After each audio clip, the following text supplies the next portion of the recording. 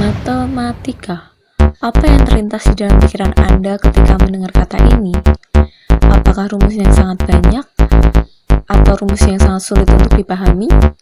Lalu bagaimana dengan materi limit dan turunan? Apakah Anda sudah mulai pusing? Tenang, kali ini kami akan membantu Anda untuk dapat memahami materi ini dengan penuh cinta. Dalam video ini kita akan membahas beberapa soal terkait materi turunan. Oke, langsung saja ke soal. Oke, sekarang kita akan membahas soal UN tahun 2017, yaitu sebuah akuarium tanpa tutup memiliki alas berbentuk persegi panjang dengan perbandingan panjang dan lebar yaitu 2:3. Jika luas permukaan akuarium tersebut 1800 cm², maka volume maksimum akuarium tersebut berapa? Jadi di sini kita mencari volume maksimum dari akuarium tersebut. Dan di sini disediakan pilihan jawabannya. Kemudian bagaimana untuk menyelesaikannya? Kita ketahui bahwa perbandingan panjang dan lebarnya adalah 2:3. Jadi di sini panjang itu P dan lebar itu L. P per L sama dengan 2/3. Maka P sama dengan 2/3 L. Ini merupakan persamaan pertama. Kemudian kita mencari persamaan luas permukaan akuarium tanpa tutup. Yang diketahui bahwa luas permukaan akuarium tanpa tutup itu 1800 cm². Maka kita dapat luas permukaan akuarium tanpa tutup adalah PL ditambah 2 PT ditambah 2 LT yang sama dengan 1800. Ini didapat dari mana? Didapat dari gambar ini. Ini merupakan balok, yang ini P, ini L, dan ini T. Maka yang dihitung hanya sisi sini, depan, samping, belakang, dan bawah. Atasnya ini tidak. Jadi luas permukaannya hanya di sini PL, kemudian ada LT 2 dan ada PT depan dan belakang. Jadi seperti ini. Kemudian kita substitusi P ke persamaan ini.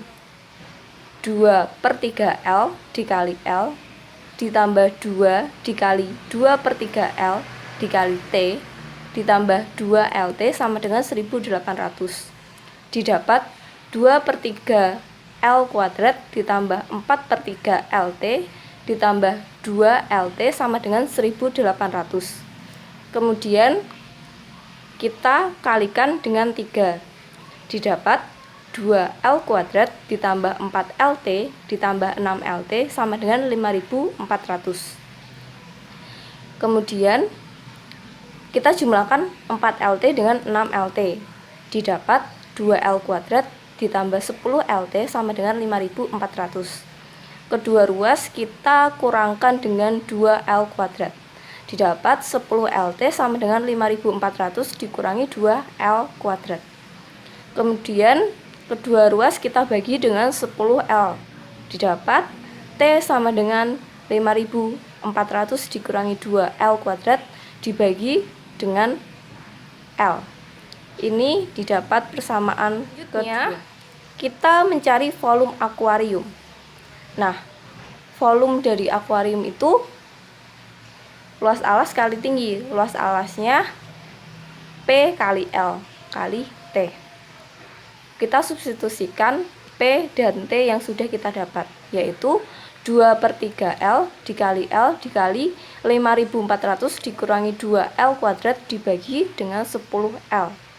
Maka didapat 10.800 L kuadrat dikurangi 4 L pangkat 4 dibagi 30 L sama dengan 360 L dikurangi 4/30 L pangkat 3. Kemudian untuk mencari volume maksimum tersebut kita turunkan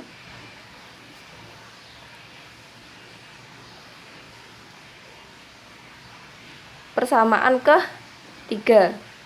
Jadi di sini kita sudah menggunakan aplikasi dari turunan.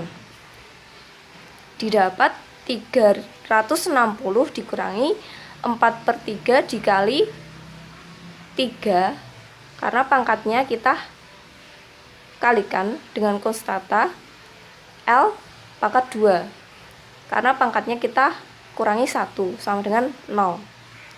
360 dikurangi 4/10 L kuadrat sama dengan 0. Kedua ruas kita jumlah dengan 4/10 L pangkat 2, didapat 360 sama dengan 4/10 L kuadrat. Maka L kuadrat didapat 360 dikali 10 dibagi 4, didapat 900 sama dengan L kuadrat. Kemudian L sama dengan akar dari 900, yaitu 30. Nah, kita tadi sudah mendapat L sama dengan 30. Kemudian volume maksimum tadi V sama dengan P kali L kali T, dan didapat dari persamaan 3. 360 L dikurangi 4/30 L pangkat 3. Kita substitusikan L30 ke persamaan ini. Jadi 360 dikali 30 dikurangi 4/30 dikali 30 pangkat 3. Sama dengan 10.800 dikurangi 3.600. Sama dengan 7.200 cm pangkat 3. Jadi volume maksimum akuarium tersebut adalah 7.200 cm pangkat 3, yaitu jawabannya adalah D. Oke guys, sekarang kita akan membahas soal berikutnya. Soal berikutnya ini tentang trigonometri. Nah, biasanya kalau teman-teman itu menemukan soal turunan trigonometri, soalnya kayak gini. Nah, tapi sekarang kita akan membahas soal yang seperti ini. Oke, kita tulis dulu ya soalnya. Soalnya adalah Y sama dengan sin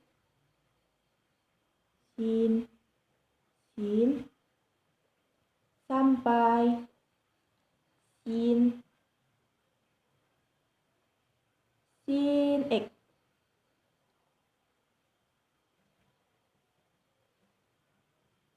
Oke, ini adalah tentukan dy per dx pada x sama dengan 0. Nah, di sini untuk mencari turunan ini kita akan melakukan beberapa eksplorasi dengan fungsi yang sederhana. Yang pertama, untuk Y sama dengan sin X. Sangat sederhana ya teman-teman. Oke. F aksen X itu sama dengan dy per dx. Nah, turunan sin X apa teman-teman?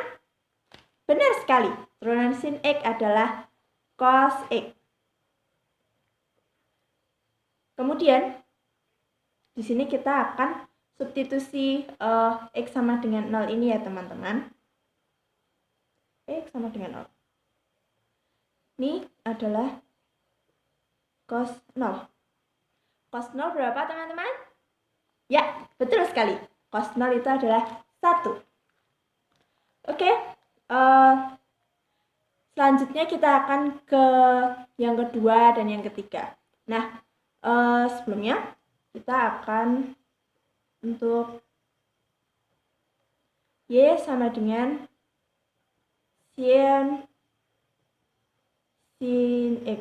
Nah, untuk menyelesaikan ini teman-teman, kalian masih ingat nggak rumus yang ini? Dimana fx sama dengan sin X itu turunannya adalah cos U aksen. Nah, kalian masih ingat kan teman-teman? Karena sin U itu adalah cos U aksen U. Nah, jadi di sini kan sin U, berarti sin X ini itu kita jadikan U-nya teman-teman. Jadi F aksen ini itu akan menjadi dy per dx. Kita tulis dulu karena di sini adalah cos U. Jadi kita tulis cos U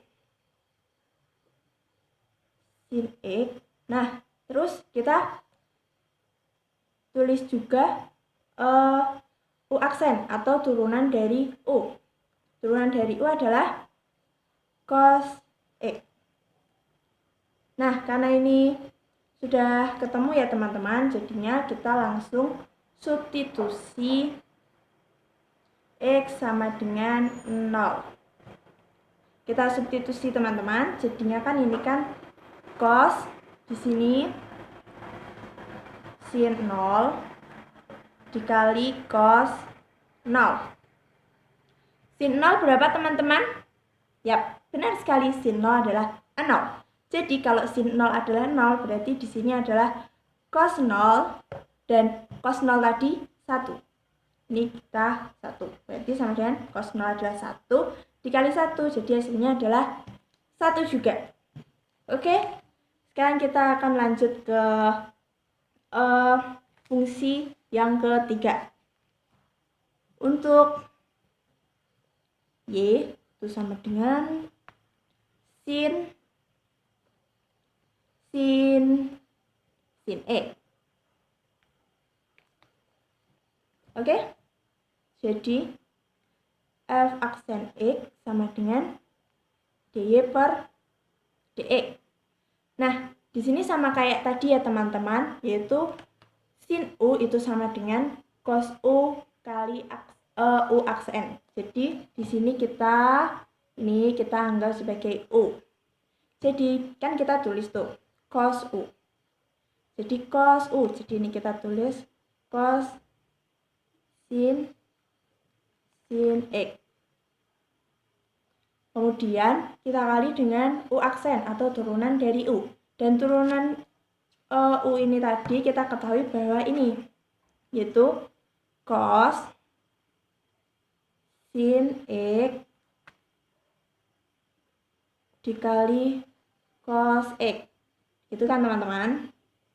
Nah, karena ini kita udah ketemu, jadi sekarang kita tinggal substitusi ke X sama dengan 0.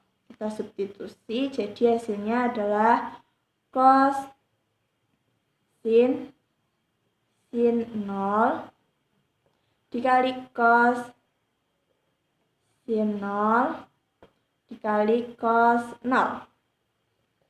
Nah, di sini kita pertama yang kita lakukan adalah yang ini. Itu jadi hasilnya adalah sin 0 adalah 0. Berarti jadi di sini adalah sin 0 juga dikali di sini cos. Karena ini sin 0 adalah 0, jadi cos 0 juga. Cos 0 itu adalah 1. Oke. Terus sekarang ini sin 0 adalah 0. Jadi cos 0 dikali cos 0 adalah 1. Dan ini adalah 1. Jadi cos 0 adalah 1 dikali 1 dikali 1. Hasilnya adalah 1 juga. Oke? Karena hasilnya semuanya adalah 1. Jadi turunan di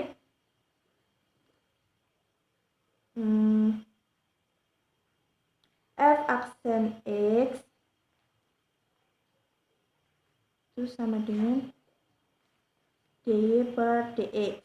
Dan untuk F aksen 0-nya itu sama dengan 1. Begitu teman-teman. Soal selanjutnya yang akan kita bahas masih mengenai turunan ialah soal seperti ini. Apakah kalian sudah pernah melihat soal seperti itu sebelumnya? Saya yakin mungkin di antara kalian sudah pernah menemukan soal seperti itu, baik dalam persiapan ujian atau persiapan dalam memasuki perguruan tinggi. Nah, namun yang menjadi masalah, apakah ketika kalian melihat soal seperti itu, kalian sudah ada ide atau bayangan bagaimana cara menyelesaikan soal seperti itu? Apabila tidak, mari kita akan membahas bersama-sama bagaimana cara menyelesaikan soal seperti itu. Jadi soalnya ialah jumlah dua bilangan P dan Q adalah 6. Nilai minimum dari 2P kuadrat ditambah Q kuadrat adalah, sudah saya tuliskan dalam kertas juga. Jadi langkah pertama yang kita lakukan ialah kita menulis secara kalimat matematis. Jumlah dua bilangan P dan Q adalah 6 itu seperti apa kalimat matematisnya. Maka kita bisa menuliskannya menjadi P ditambah Q sama dengan 6. Ya kan? Karena ketika dijumlahkan kan akan menghasilkan 6. Jadi berapa sih nilai P dan berapa nilai Q yang ketika dijumlahkan itu akan menghasilkan 6. Maka kita bisa menuliskan secara matematisnya menjadi seperti ini. Lalu langkah kedua ialah kita membuat kalimat matematis ini menjadi P sama dengan atau Q sama dengan. Nah, bebas bisa yang mana saja, tapi dalam kali ini kita buat menjadi P sama dengan saja ya. Berarti 6 min Q. Nah, nilai P ini kita akan substitusikan ke kalimat matematis yang ini, yang akan ditanyakan, yaitu 2P kuadrat tambah Q kuadrat. Nah, kita akan tuliskan terlebih dahulu bagaimana mensubstitusikannya. Tambah Q kuadrat. Berarti kan P kuadrat berarti 6 min Q ya. Nah, seperti itu. Lalu kita kuadratkan seperti biasa. Mungkin untuk mempraktiskan cara mengkuadratkannya, kita bisa menggunakan konsep yang ini ya, agar tidak mungkin di antara kalian yang mengkuadratkannya masih dengan cara satu-satu memfaktorkan seperti ini. Nah, tapi mungkin akan lebih baik dengan cara yang seperti ini ya, agar lebih praktis gitu. Nah, jadi A-nya dikuadratkan lalu ditambah 2 dikali A dikali B ditambah B kuadrat. Nah, dalam kasus yang ini kita bisa menuliskan terlebih dahulu 6 kuadrat lalu ditambah 2 dikali 6 dikali min Q ditambah B kuadrat. Berarti ini ditambah min Q kuadrat. Seperti itu ya. Menjadi kita lanjutkan perhitungan, ini 36 dikurang 12Q ditambah Q kuadrat. Ya tidak. Oh, maaf sebelumnya di sini masih kurang ya. Masih kurang yang ini, belum dituliskan, berarti kita tuliskan. Jadi di sini kurang Q kuadrat. Seperti itu ya. Lanjut, kita bisa melakukan sifat distributif. 2 dikali ini menjadi 72 dikurang 24Q ditambah 2Q kuadrat ditambah Q kuadrat, jangan lupa ya. Lalu hasilnya menjadi 72 dikurang 24Q ditambah 3Q kuadrat. Nah, ini ya, karena sama-sama Q kuadrat, ada 2 Q kuadrat dan 1 Q kuadrat, maka dijumlahkan menjadi 3Q kuadrat. Kita bisa menuliskannya menjadi 3Q kuadrat dikurang 24Q tambah 72. Nah, sama saja ya. Kita menuliskan seperti itu mungkin agar terlihat umum aja gitu, karena pangkatnya diurutkan dari yang tertinggi. Nah, seperti itu. Nah, setelah itu kita lihat lagi apa yang diminta dalam soal. Nah, dalam soal itu yang diminta ialah nilai minimum dari ini. Nah, tadi kita sudah mengerjakan ini dengan mensubstitusikan nilai P, didapatkan ini. Nah, ditanya nilai minimum. Apakah kalian masih ingat bagaimana dalam konsep turunan, lebih khususnya ke aplikasi turunan, bagaimana ketika kita mencari nilai minimum? Jika kalian mengingat-ingat kembali atau membuka kembali buku kalian, catatan kalian, itu kalian akan menemukan bahwa untuk mencari nilai minimum kita bisa menggunakan turunan sama dengan 0. Turunan, jadi kita mencari turunan dari ini disama dengan 0 untuk mendapatkan nilai Q. Karena ini masih dalam Q ya. Kita sudah mensubstitusikan P tadi dan sekarang unsurnya menjadi Q semua. Kita coba turunkan menjadi 6Q kuadrat. Apakah kalian masih ingat bagaimana cara menurunkan? Pangkat akan turun ke depan, lalu dikalikan dengan 3 ini kan menjadi 6 ya, 6 Ki. Lalu maaf, ini harusnya pangkatnya dikurangi 1. Menjadi 6 Ki. Lalu ini tetap 24 ya, karena pangkat Ki di sini kan 1. Lalu menjadi Ki-nya hilang karena Ki di sini pangkat 1. Nah, lalu pangkatnya dikurangi dengan 1 menjadi pangkat 0. Apapun yang pangkatnya 0 itu menjadi 1. Berarti ditambah 0 ya, karena 72 ketika diturunkan itu menjadi 0. Didapatkan ini sama dengan 0 ya, karena turunan sama dengan 0. Lalu 6Ki sama dengan 24. Kita bisa menuliskan seperti itu ya. Kedua ruas ditambahkan 24. Kita dapatkan nilai Ki-nya 4. Nah, setelah mendapatkan Ki-nya 4, lalu selanjutnya kita bisa mendapatkan nilai P. Kita masih ingat tadi kita sudah mensubstitusikan nilai P menjadi 6 min Ki, maka ketika kita sudah mendapatkan nilai Ki-nya, kita bisa juga mendapatkan nilai P-nya. Menjadi P sama dengan 6 min Ki, lalu P-nya 6 min 4, P-nya 2 ya. Nah, sudah didapatkan dua nilai P dan Ki, dua nilai yaitu nilai P dan Ki maksudnya. Lalu ditanya nilai minimum dari ini. Nah, karena tadi kita sudah menghitung nilai minimumnya dari ini, yaitu ketika turunan sama dengan 0 dan didapatkan nilai P dan Q-nya, P-nya 2 dan Q-nya 4, maka kita langsung saja mensubstitusikan nilai P dan Q tersebut ke yang ditanyakan. Karena secara tidak langsung itu sudah menunjukkan bahwa ketika P-nya 2 dan Q-nya 4, maka hasil penjumlahan itu menjadi nilai yang paling minimum. Menjadi 2 kuadrat tambah 4 kuadrat, menjadi 2 dikali 4 ditambah 16, menjadi 8 ditambah 16, jadi 24 ya. Nah, berarti hasilnya ialah 24, atau nilai minimum dari 2P kuadrat tambah Q kuadrat ialah 24. Seperti itu. Semoga bisa dipahami ya. Oke guys, itu tadi penjelasan dari kami. Semoga penjelasan dari kami bermanfaat ya. Sekian dari kami, sampai berjumpa di video selanjutnya.